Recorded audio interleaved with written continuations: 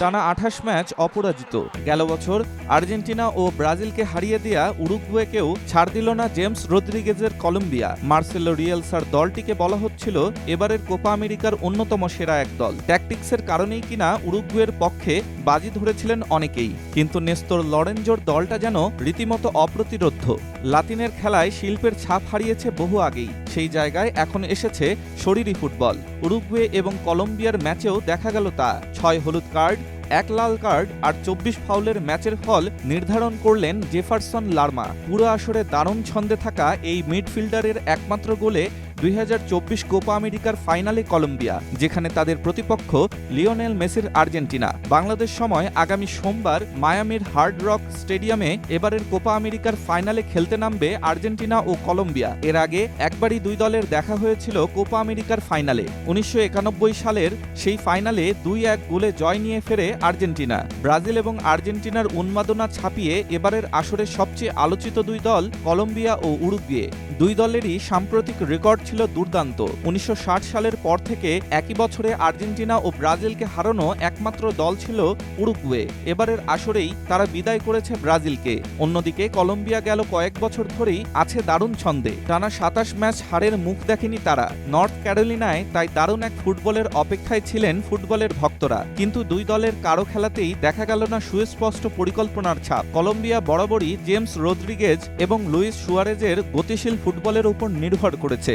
সেমির মঞ্চেও তারাই খেললেন হলুদ জার্সিতে। বিপরীতে উরুগুয়ে খেলতে চেয়েছে বিয়েলসার চিরায়ত জোনাল মার্কিং সিস্টেমে। বল প্রতিপক্ষের পায়ে থাকলেই কড়া প্রেসিং করেছে, কিন্তু সেটা প্রেসিংয়ের তুলনায় ফাউলের জন্ম দিয়েছে বেশি। অবশ্য এর মাঝেও কলম্বিয়াই আধিপত্য দেখিয়েছে বেশি। 13 মিনিটে মুনোজ গোলের খুব কাছ থেকে ফিরে আসেন। 16 মিনিটে জেফারসন লারমার দূরপাল্লার শটও ভয় ধরিয়েছিল উরুগুয়ের বুকে। এরপরের মিনিটেই ম্যাচের সেরা সুযোগ মিস করেন উরুগুয়ের ডারউইন নুনেজ। ফেডে ভালভার্দের দারুণ এক পাস সফলভাবেই নিয়ন্ত্রণে নেন এই স্ট্রাইকার। ছিটকে ফেলেছিলেন ডিফেন্ডার কার্লোস কুয়েস্তাকেও। এরপরেই অবিশ্বাস্যভাবে শট করেন গোল পোস্টের বাইরে। ম্যাচে লিড নেওয়া হয়নি কলম্বিয়ার।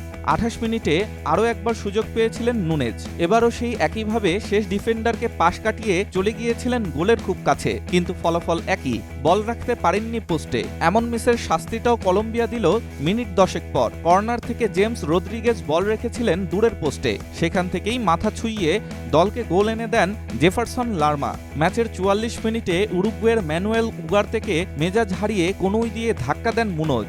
দ্বিতীয় হলুদ কার্ড হজম করে মাঠ ছাড়তে হয় তাকে। ফাইনাল মিস করছেন এই রাইট ব্যাক। বড় ম্যাচের আগেই বড় ধাক্কা খেতে হলো কলম্বিয়াকে। নাটকীয় আর ঘটনাবহুল প্রথমার্ধের পর খুব বেশি কিছু দেখা যায়নি দ্বিতীয়ার্ধে। 51 মিনিটে জেমসের কর্নার আরেক দফায় ভয় দেখিয়েছিল উরুগুয়েকে। 10 জনের দলের বিরুদ্ধেও উরুগুয়ে হতাশ করেছে। 66 মিনিটে ডারউইন নুনেজের শট বার পোস্টে লেগে ফিরে আসে, যদিও সেই প্রচেষ্টা বাতিল হয় অফসাইডের কারণে। 71 মিনিটে লুইস সুয়ারেজের প্রচেষ্টাও ফিরে আসে বার পোস্ট থেকে। ম্যাচের এর পরের বড় মুহূর্ত এসেছে 88 মিনিটে। কলম্বিয়ার মিডফিল্ডার কুয়েস্তার শট ফিরে আসে ক্রসবার থেকে, তবে তাতে আক্ষেপ করার কিছু ছিল না কলম্বিয়ার জন্য।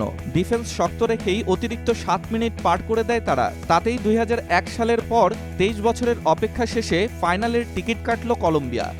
ডেস্ক রিপোর্ট, স্টার সংবাদ।